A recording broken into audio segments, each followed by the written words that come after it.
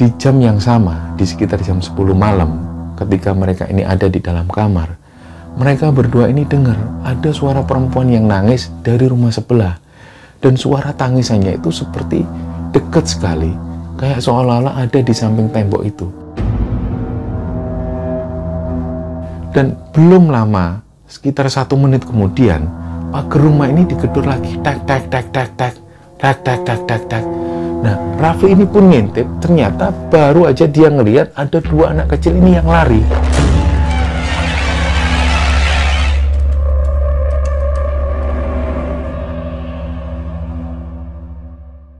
Bismillahirrahmanirrahim. Assalamualaikum warahmatullahi wabarakatuh. Sobat Kembara Sunyi dimanapun berada, pada kesempatan kali ini kami akan bercerita tentang sebuah kisah kiriman yang dikirimkan oleh sepasang suami istri yang bernama Rafli dan Nimas. Sebelum kita masuk ke ceritanya, untuk teman-teman yang nonton tayangan ini dan belum subscribe, jangan lupa untuk subscribe lebih dulu agar channel Kembara Sunyi ini lebih berkembang lagi dan kami lebih bersemangat lagi dalam membuat konten-konten terbaru di Kembara Sunyi.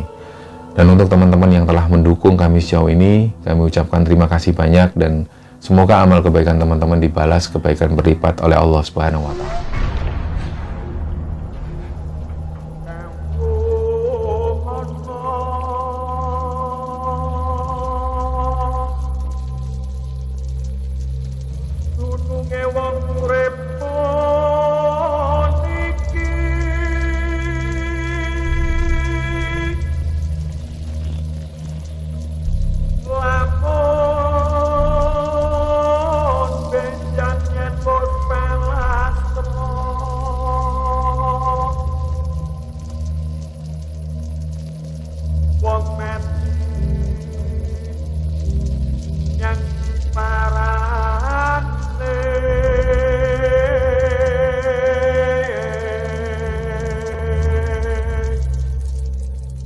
Untuk cerita kali ini, pengirim ceritanya ini sepasang suami istri yang bernama Rafli dan Nimas. Jadi Rafli dan Nimas ini asalnya dari Jakarta dan kemudian pada tahun ini mereka tinggal di daerah Bekasi. Nah, kisah ini bermula ketika Rafli dan Nimas ini sekolah di satu sekolah yang sama. Jadi mulai kelas 2 SMA mereka sudah mulai menjalin hubungan. Dan pada waktu itu mereka ini pacaran sewajarnya dan tidak terlalu berlebihan. Dan pada waktu itu yang Nimas ingat, di sekitar kelas 2 SMA, Rafli ini sudah memulai bisnis kecil-kecilan. Dia jualan baju bola online, dan waktu itu bisa dikatakan penghasilan Rafli ini sangat banyak. Nah, pada saat itu ketika Nimas sering main ke rumah Rafli, ada obrolan dari orang tuanya Rafli bahwa mereka ini disuruh menikah muda. Nah, karena Nimas dan Rafli ini memang ada rencana untuk nikah muda, kedua kakak Rafli yang perempuan ini, mereka berdua ini sudah berumah tangga dan usianya terpaut sekitar 10 tahun dengan Rafli. Jadi waktu itu yang tinggal di rumah Rafli ini cuma kedua orang tuanya. Nah, waktu pun berlalu, ketika lulus SMA, sekitar 1 tahun kemudian, barulah Rafli dan Nimas ini menikah. Nah, singkat cerita, ketika setelah menikah, Rafli dan Nimas tinggal di rumah orang tuanya Rafli. Nah, awal-awal, Nimas sendiri menyadari bahwa kehidupan berumah tangga mereka ini karena mereka pasangan muda, jadi mereka saling meraba-raba. Jadi apa yang harus dilakukan dan apa yang harus dilakukan sebagai seorang istri, begitupun juga Rafli, dia masih belajar sebagai seorang suami. Dan kedua orang tua Rafli ini merupakan karakter yang enak diajak ngobrol dan mereka sering menasihati si Rafli dan Nimas supaya berumah tangga ini jangan sering bertengkar, seringlah bercanda. Nah, tapi si Nimas ini menyadari ketika selesai sholat subuh, Rafli dan Nimas ini lanjut tidur lagi, dan kadang-kadang mereka bangun di siang hari, kadang jam 10, kadang jam 11. Nah, sebenarnya kedua orang tua Rafli ini tidak ada masalah, tapi hanya beberapa kali orang tua Rafli yang perempuan ini sering menasihati mereka berdua, dan terutama Nimas. Jadi mereka dinasihati supaya setelah subuh usahakan jangan tidur lagi, karena disitulah keberkahan ini datang. Jadi lebih baik kalian berolahraga atau langsunglah berjualan secara online, karena waktu itu memang Nimas ini membantu Rafli jualan baju bola online. Nah, hari-hari pun berlalu sampai sekitar 2 bulan kemudian, si Rafli ini baru pulang dari keluar, dia baru ngirim barang dan baru pulang ke rumah. Dan waktu itu Nimas lagi ada di dalam kamar, dia mainan HP. Nah, karena hal itu, orang tua Rafli ini, terutama yang perempuan, ibunya Rafli ini menganggap kok ini istrinya malah di dalam kamar. Suaminya pulang harusnya dibikinkan minuman seperti teh atau kopi. Nah, keesokan harinya Nimas ini dipanggil oleh ibunya Rafli. Tapi waktu itu sama sekali ibunya Rafli ini mengungkapkan hal itu secara ramah. Jadi tanpa menyudutkan si Nimas.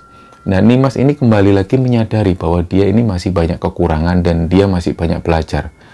Waktu itu Nimas sempat bilang ke ibunya Rafli, dia minta maaf karena gimana pun juga dia ini masih belajar menjadi seorang istri.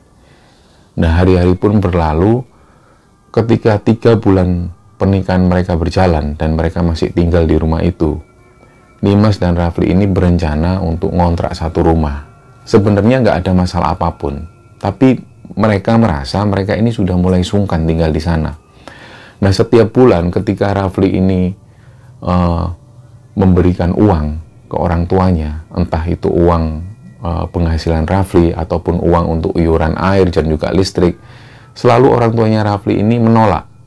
Gimana pun juga mereka berdua ini pensiunan dan sudah dapat penghasilan sendiri. Selain itu juga kadang-kadang kedua kakak Rafli yang ada di luar kota itu sering mengirimkan uang. Jadi ketika Rafli ini ngasih uang ke orang tuanya selalu menolak. Nah, Rafli dan Nimas akhirnya mulai merasa nggak enak tinggal di sana, dan mereka pun berinisiatif untuk ngontrak satu rumah.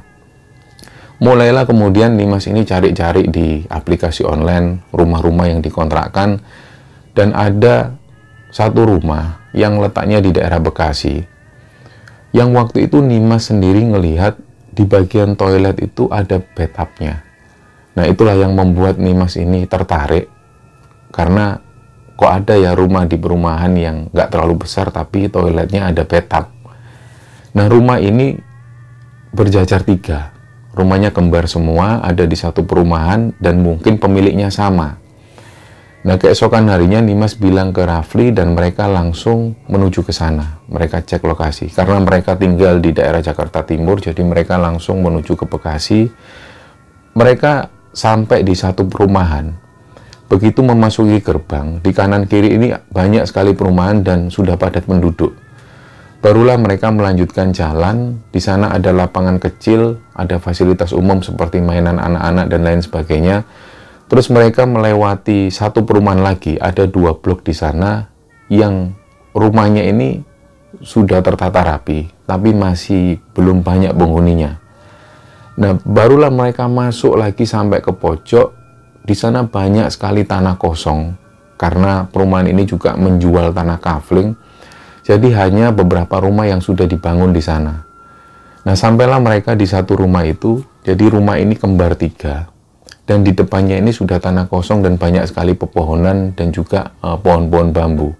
Ada sungai kecil di situ, dan di sebelah 3 rumah ini ada 2 tanah kosong. Jadi ada 2 kapling tanah kosong dan kemudian di situ ada seperti bangunan. Bangunan ini terbuat dari bangunan bambu dan juga seng, yang mereka kemudian tahu bahwa ini adalah bengkel las. Nah, karena mereka datang siang hari, suasana ini masih begitu terang, jadi belum kelihatan tempat ini malam seperti apa. Tapi Rafli ini sempat bilang ke sini, "Mas, kamu yakin yang kita mau ngontrak di sini? Ini kalau malam sepi. Nah, kalau kita butuh apa-apa, kita harus ke depan, ke perumahan yang ada di depan. Karena nggak ada toko selain yang ada di perumahan yang di bagian sana." Nah, karena Nimas ini sudah senang dengan suasananya, barulah nggak lama kemudian pemilik rumah ini datang. Beliau naik motor dan langsung mempersilahkan mereka masuk. Nah, begitu masuk ada pagar di sana dan ada carport yang nggak terlalu besar. Terus mereka memasuki ada ruang tamu dan 2 kamar di bagian kiri, dan di sebelah kanan ada toilet 1, di belakang sendiri ada dapur yang ukurannya nggak terlalu besar. Nah, pemilik rumah ini bilang, rumah yang di bagian pojok itu Mbak sudah ada yang nempati, tapi yang di bagian tengah ini belum ada yang nempati. Kira-kira mungkin 3 bulan lagi ada yang nempati, ada yang ngontrak. Nah, jadi hanya rumah ini yang kosong. Jadi kalau memang Mbaknya setuju, kita bisa atur pembayarannya. Nah, karena mereka ini pasangan muda, waktu itu Nimas ini sempat bilang ke pemilik rumah, Pak, boleh nggak kalau kami sewa 1 tahun dan dicicil 3 kali? Nah, waktu itu pemilik rumah tersebut agak heran dan sempat bilang, nggak bisa Mbak, karena namanya kontrakan itu harus bayar 1 tahun. Kadang juga ada pemilik rumah itu yang mengontrakkan rumah langsung 2 tahun. Kayak kalau saya ini masih memperbolehkan lah 1 tahun. Nah, akhirnya mungkin dari raut wajah Nimas yang kecewa dan seolah-olah Nimas ini mau membatalkan rencana itu, akhirnya pemilik rumah ini sempat bilang lagi, ya sudah Mbak, nggak apa-apa lah dicicil tapi 2 kali, gimana? Nah, setelah diskusi kecil dengan Rafli, akhirnya mereka pun sepakat. Nah, dibayarlah cicilan pertama dan dibuatkan semacam surat kontrak di atas materai. Barulah dibawa surat kontrak itu, mereka pun pulang. Nah, pada saat mereka ini pulang, barulah si Nimas dan Rafli ini mengungkapkan hal itu ke orang tuanya. Nah, awalnya orang tua Rafli ini agak nggak setuju, karena gimana pun juga mereka kan akhirnya sendiri. Nah, waktu itu orang tua Rafli ini sempat tanya, memangnya kami ada salah apa? Kok kalian ini memutuskan untuk ngontrak rumah? Nah, si Rafli bilang, nggak ada apa-apa Pak. Memang kami ini pengen hidup mandiri. Kami juga nggak mau terus-terusan menggantungkan bapak sama ibu. Kami ini kan sudah rumah tangga. Nah, karena pernyataan Rafli yang seperti itu bisa meyakinkan orang tuanya, akhirnya orang tuanya menyetujui, ya sudah, rencana kalian pindah kapan? Bapak sama ibu bisa bantu apa? Nah, karena Rafli ini bilang, nggak ada apa-apa Pak, wong barang kita ini nggak terlalu banyak kok. Bisa lah nanti diangkut sama mobilnya Bapak, sudah selesai, nggak ada barang-barang lagi. Nah, waktu itu bapaknya Rafli ini sempat menitipkan amplop. Ternyata amplop ini isinya uang. Nah, Rafli sempat menolak, tapi karena bapaknya ini maksa, gimana pun juga akhirnya Rafli menerima. Nah, hari-hari itu pun berlalu, Rafli dan Nimas ini mulai pindah di rumah itu. Hari pertama, mereka lampaui dengan tenang. Jadi tidak ada keganjilan apapun. Mereka tahu bahwa siang di bengkel las tersebut biasanya rame. Banyak orang yang datang, kadang mereka mengerjakan pagar atau teralis-teralis dan lain sebagainya. Nah, ketika sore hari, jam 5 sore, ketika bengkel ini tutup, barulah mulai terasa suasana di sekitar sini mulai sepi, apalagi ketika maghrib menjelang. Nah, karena kebiasaan Rafli ini juga sering ada di rumah, kadang beberapa kali Rafli juga pergi mengantarkan barang. Jadi mereka, Nimas dan Rafli ini lebih sering di rumah. Nah, sampai pada satu ketika, si Rafli dan Nimas ini nggak tahu, tetangga yang ada di pojok itu, kata pemilik rumahnya sudah ada yang ngisi, tapi mereka sendiri belum pernah melihat sama sekali. Nah, memang di rumah itu ada 2 sepeda motor, tapi mereka sendiri nggak pernah melihat penghuni rumahnya. Sampai pada satu ketika, sekitar seminggu mereka tinggal di sana. Hari itu Rafli ini belum pulang ke rumah. Jadi Rafli masih mengirim barang, dan barang ini langsung dikirim ke kliennya sendiri dan ditempuh dengan perjalanan yang agak jauh. Waktu itu Rafli ini sempat bilang ke Nimas, ini kemungkinan aku pulang agak malam, yang sekitar jam 7 malam. Kamu nggak apa-apa.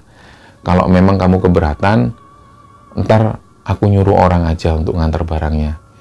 Nah, Nimas juga berpikir, nggak usah lah yang hemat. Daripada nyuruh orang nanti bayar lagi, sudah nggak apa-apa. Toh juga nggak terlalu malam.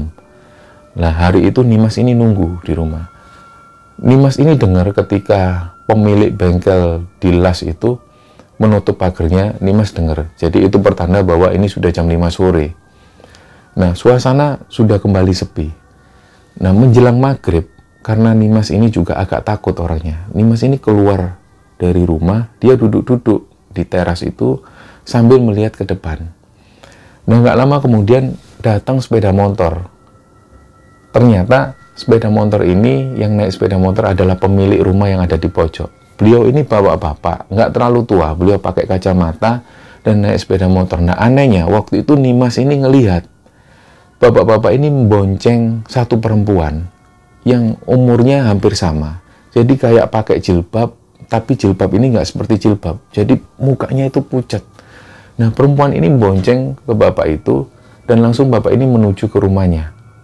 Nah, itulah untuk pertama kalinya Nimas ini melihat penghuni rumah yang ada di pojok. Tapi mereka sendiri nggak tahu yang tinggal di rumah ini ada berapa orang. Jadi waktu itu yang dilihat Nimas ada bapak-bapak dan ibu-ibu yang berboncengan menuju ke rumah itu. Jadi awalnya mereka berpikir mungkin pasangan suami istri, hanya 2 orang yang tinggal di sana. Nah, hari itu pun berlalu, jam 7 malam, Rafli pun datang. Barulah mereka mulai masuk, dan kebiasaan Rafli ini karena dia ini suka bola. Malam itu kebetulan ada pertunjukan bola. Jadi ketika ada pertandingan bola, Rafli ini selalu tidur di depan TV. Jadi mulai jam 10 malam, Rafli sudah menyalakan TV-nya sambil nunggu dini hari. Biasanya pertandingan bola sekitar jam 1 atau jam 2 dini hari. Nah, malam itu, Rafli sudah menggelar kasur lipatnya di depan TV, dan Nimas tidur sendirian di kamar. Nah, pada saat Nimas ini tidur, waktu itu Nimas ini nggak tahu jam berapa. Jadi tiba-tiba Rafli ini masuk kamar dan langsung tidur di sebelahnya Nimas. Nah, waktu itu Nimas ini sempat berpikir karena dalam keadaan tidur, dia sempat kebangun. Loh, ini kok Rafli kok udah tidur di kamar? Biasanya kalau ada pertandingan bola sampai pagi, sampai subuh dia tidur di depan TV. Nah, Nimas pun mengabaikan.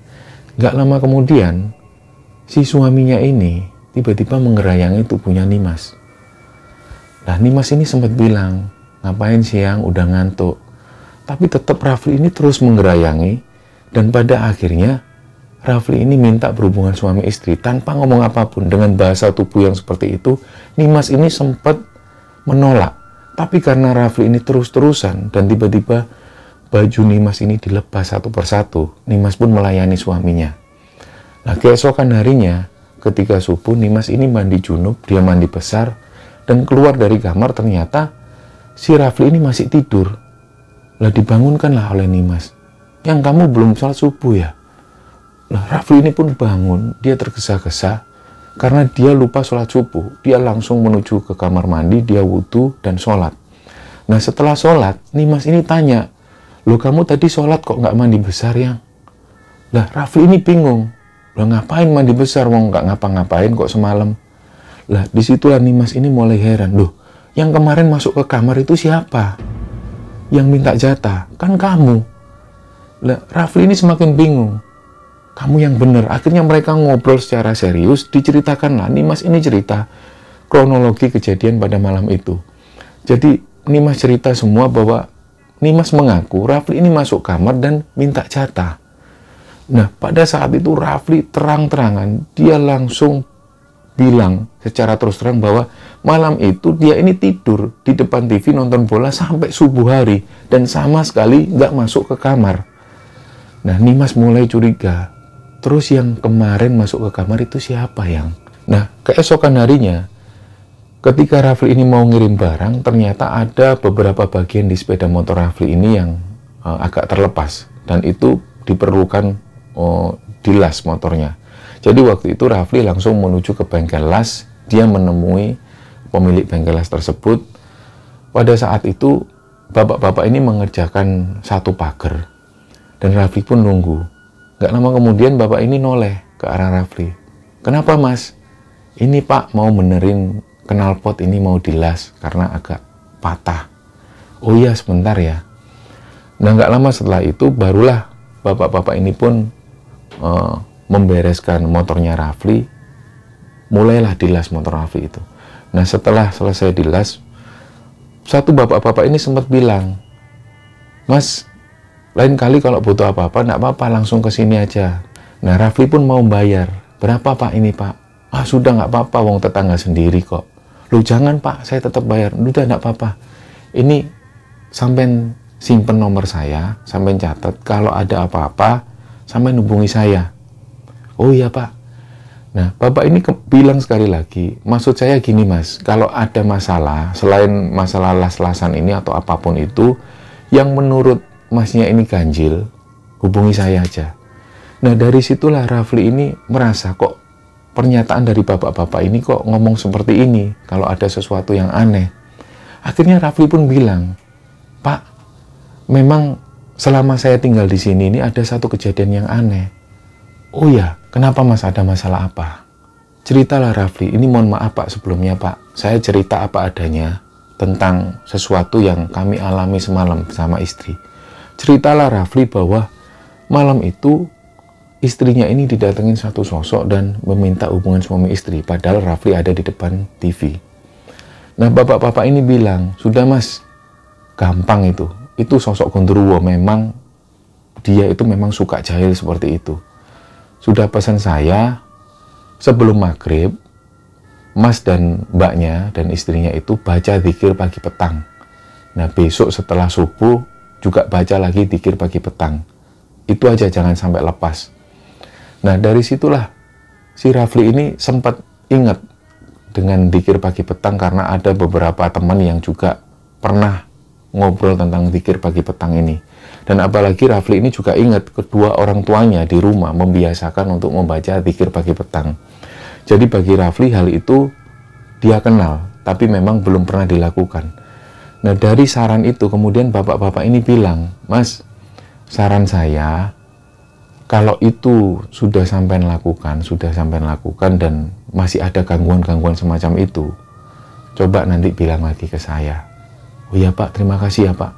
Akhirnya Rafli ini pun langsung melanjutkan ngirim barang, dan dari pertemuan itu Rafli ini mulai akrab dengan bapak-bapak ini. Jadi bapak ini namanya Pak Solikin, beliau ini pemilik bengkel las yang ada di sana, dan beliau memang tidak tinggal di tempat itu. Beliau tinggal letaknya sekitar 3 km dan tempat ini khusus dijadikan sebagai bengkel las. Malam itu mereka berdua, Rafli dan Nimas ini lagi nonton TV, jadi mereka menggelar kasur lipat dan mereka tiduran di depan TV. Waktu itu sekitar jam 10 malam, tiba-tiba dari tembok rumah sebelah itu seperti ada yang ngedor, duk, duk, duk. Nah, otomatis Rafli dan Nimas ini langsung kaget. Kok ada suara kayak gini di rumah sebelah? Padahal mereka tahu bahwa rumah ini masih kosong. Nah, akhirnya mereka pun mengabaikan, mungkin ada suara binatang atau apalah. Mereka pun lanjut nonton TV. Nggak lama kemudian, mereka ini dengar lagi, dinding ini seperti digedor, dok, dok, dok. Nah, barulah mereka ini mulai curiga, karena Rafli ini orangnya selalu berpikir positif. Dia ini coba keluar dari rumah dan ngecek keadaan di rumah sebelah.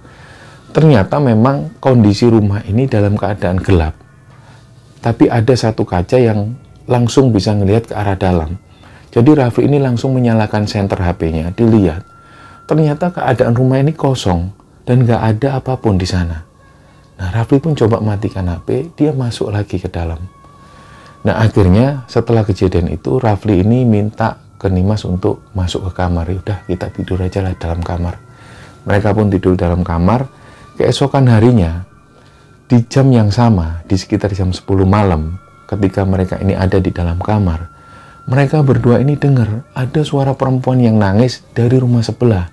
Dan suara tangisannya itu seperti dekat sekali, kayak seolah-olah ada di samping tembok itu. Suara perempuan ini nangis seperti orang yang baru tersakiti. Jadi kayak dia ini benar-benar terluka. Nah, Rafli yang kembali lagi dia ini curiga. Dia langsung keluar kamar, keluar dari rumah dan dicek keadaan rumah sebelah itu. Nah, karena Rafli ini nggak bisa masuk ke dalam karena ada pagar di sana yang terkunci, jadi Rafli cuman bisa melihat dari arah luar. Di senter kanan lagi, senter itu ada kaca yang bisa ngelihat ke arah dalam. Dilihat ternyata nggak ada siapa-siapa. Nah, Rafli pun kembali masuk. Mereka sudah mulai curiga. Ini di rumah sebelah ini kenapa kok ada gangguan semacam ini? Nah, gangguan-gangguan yang dialami oleh Nimas sebelumnya ketika ada sosok gondoruo yang datang, ini nggak terjadi lagi. Tapi gangguan-gangguan itu lebih kepada rumah yang ada di tengah itu. Jadi rumah kosong ini sering menimbulkan suara. Kadang-kadang ada kayu yang digeser di lantai. Kelentang, klodak, klodak, klodak, klodak. Nah, itu terjadi di sekitar jam 10, kadang jam 2 dini hari. Nah, kejadian yang di jam 2 dini hari sampai-sampai membuat Rafli dan Nimas ini kebangun. Karena benar-benar suaranya ini mengganggu. Jadi yang lebih sering, kadang ada benda jatuh yang jatuh dari dalam itu. Padahal mereka tahu nggak ada benda apapun di dalam. Bahkan kaleng-kaleng cat ini nggak ada. Tapi mereka dengar ada kaleng ini yang sengaja dijatuhkan. Dan suaranya ini benar-benar keras sampai membuat mereka ini kebangun. Dan itu terjadi di sekitar jam 2 dini hari. Nah, barulah mereka ini sudah mulai merasa nggak nyaman. Dia coba telepon ke pemilik rumah. Dipastikan lagi. Waktu itu Nimas ini yang telepon, "Pak, kami ini sering dengar gangguan-gangguan dari rumah sebelah. Ini Bapak bisa menjelaskan kira-kira ada apa yang ada di rumah ini." Nah, bapak-bapak ini coba bilang, "Oh, nggak ada apa-apa, Mbak. Dulu itu pernah dikontrak satu orang. Cuman ya nggak pernah ada apa-apa kok. Mereka juga nggak pernah komplain. Baru Mbak ini yang komplain kalau ada suara-suara seperti ini. Mungkin itu ada hewan yang masuk, Mbak, dari arah belakang. Karena di belakang itu ada ventilasi. Nah, mungkin biasanya mereka masuk dari sana. Ya maklum lah, Mbak, wong ini dekat dengan area persawahan dan lain sebagainya. Jadi wajar kalau ada binatang yang masuk." Nah, dengan penjelasan yang logis dari pemilik rumah, akhirnya Nimas ini pun percaya. Beberapa hari kemudian, mereka nggak lagi mengalami kejadian-kejadian ganjil. Nah, sampai satu malam, pada saat itu ada pertandingan bola. Jadi Rafli ini nonton di depan TV. Nah, karena Nimas ini trauma dengan kejadian yang pernah dialami waktu itu, jadi Nimas ini ikut tidur di depan TV. Nah, Rafli pun nonton bola. Dan pada saat itu ketika Rafli ini asik-asik nonton bola, ternyata ada yang ngetuk-ngetuk pagar rumahnya. Teng, teng, teng, teng, teng, teng, teng, teng, teng. Nah, otomatis Rafli ini pun langsung ngelihat ke arah luar. Ternyata nggak ada siapa-siapa. Nah, Rafli ini pun melanjutkan nonton bola. Dan belum lama, sekitar 1 menit kemudian, pagar rumah ini digedor lagi. Tek, tek, tek, tek, tek, tek, tek, tek, tek, tek. Nah, Rafli ini pun ngintip. Ternyata baru aja dia ngelihat ada 2 anak kecil ini yang lari. Jadi kayak ada anak kecil itu yang menggoda mereka. Nah, Rafli pun curiga, dia buka pintu, dia keluar. Diintiplah ke arah keluar, ternyata nggak ada siapa-siapa. Suasana waktu itu benar-benar sepi. Nah, dari situlah Rafli ini mikir, nggak mungkin lah jam 1 dini hari kok ada anak kecil yang tiba-tiba ngedor-ngedor pintu pagar. Nggak mungkin. Wah, ini pasti makhluk halus. Rafli pun masuk. Ternyata dilihat istrinya ini masih tidur. Rafli pun melanjutkan nonton bola. Nah, di sela-sela nonton bola, ternyata ada lagi yang gedor pagar rumahnya. Tek, tek, tek, tek. Belum sempat Rafli ini buka tirai. Ternyata waktu itu Rafli ini sempat ngelihat satu kelebatan anak kecil yang lari. Nah, dari kejadian itu Rafli ini nggak berani keluar rumah. Dia lebih memilih untuk tetap di depan TV dan nggak mau keluar. Keesokan harinya barulah Rafli ini cerita ke istrinya bahwa malam itu dia ngelihat sekelebatan ada anak kecil yang lari. Dan baru ngedor-ngedor pagar rumahnya. Nah, Nimas yang waktu itu ngerasa heran dan ngerasa aneh dengan kejadian semacam itu. Karena sebelum-sebelumnya, ketika mereka tinggal di manapun, mereka ini nggak pernah mengalami kejadian semacam ini. Nah, sampai 1 bulan mereka tinggal di sana, ada satu kejadian yang membuat akhirnya mereka ini nggak mau lagi tinggal di situ. Nah, pada saat itu Nimas dan Rafli ini pergi ke mall. Seperti biasa di akhir bulan, mereka sambil belanja kebutuhan 1 bulanan, mereka pergi ke mall. Sekitar jam setengah 9 malam, mereka pulang menuju ke rumah, dan keadaan waktu itu benar-benar sepi. Mereka masuk pagar seperti biasa, motor dimasukkan, dan begitu mereka masuk rumah, ternyata mereka melihat satu pemandangan yang benar-benar gak pernah dilihat sebelumnya. Rumah ini berantakan semua. Jadi, barang-barang yang tadinya tertata rapi, ini seperti ada yang berusaha untuk memporak-porandakan. Dan mereka yakin ini nggak mungkin binatang. Pasti ada sesuatu yang terjadi di rumah ini.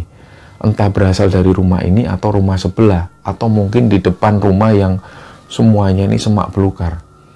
Nah, Rafli dan Nimas sempat berpikir positif, ya sudahlah, ayo ditata lagi aja lah. Kalau memang kita sudah nggak tahan tinggal di sini, kita pindah aja lah yang. Toh juga kita ini bayarnya masih nyicil. Akhirnya ditata lagi, keesokan harinya mereka mulai telepon ke pemilik rumah. Barulah sekitar 1 jam kemudian pemilik rumah ini datang.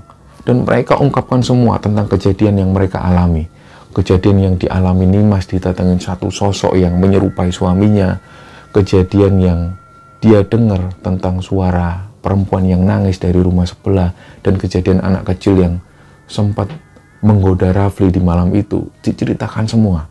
Tapi pemilik rumah ini meyakinkan sekali lagi bahwa nggak pernah ada kejadian apapun, Mbak. Jadi siapapun yang pernah ngontrak di sini, bahkan orang yang ada di pojok itu sudah ngontrak 2 tahun, tapi mereka juga nggak pernah mengalami kejadian yang aneh. Baru Mas sama mbaknya ini yang komplain ke saya mengalami kejadian yang aneh. Nah waktu itu Nimas ini sempat bilang ke pemilik rumahnya, Pak, kalau boleh kami nggak mau lah Pak melanjutkan ke sini. Jadi biarlah cicilan yang pertama itu biar Bapak simpen aja lah. Kami nggak minta lagi. Kami nggak mau melanjutkan lagi tinggal di sini. Nah awalnya pemilik rumah ini agak menggerutu karena mau nggak mau mereka ini sudah bersepakat untuk ngontrak 1 tahun. Tapi karena terus-terusan si Nimas dan Rafli ini menjelaskan bahwa mereka nggak mau lagi tinggal di sana, mereka kapok. Nah bapak-bapak pemilik rumah ini pun bilang, ya sudah Mbak, kalau memang seperti itu saya minta besok rumah ini harus kembali kosong. Nah dengan wajah yang masih cemberut, pemilik rumah ini pun langsung pergi meninggalkan mereka. Nah akhirnya hari itu juga Rafli dan Nimas ini langsung berkemas-kemas. Si Rafli langsung ngambil mobil bapaknya dan mereka pun memasukkan barang-barangnya. Nah melihat Rafli yang berkemas-kemas itu, Pak Solikin pemilik bengkel ini langsung datengin Rafli. Lu mau kemana Mas? Iya Pak, kami mau pindah. Istri saya sama saya ini sudah nggak tahan tinggal di sini, banyak gangguan. Lah Pak Solikin ini langsung bilang ke Rafli, Mas, saya kan sudah sempat bilang ke Mas Rafli, kalau ada apa-apa bilang ke saya.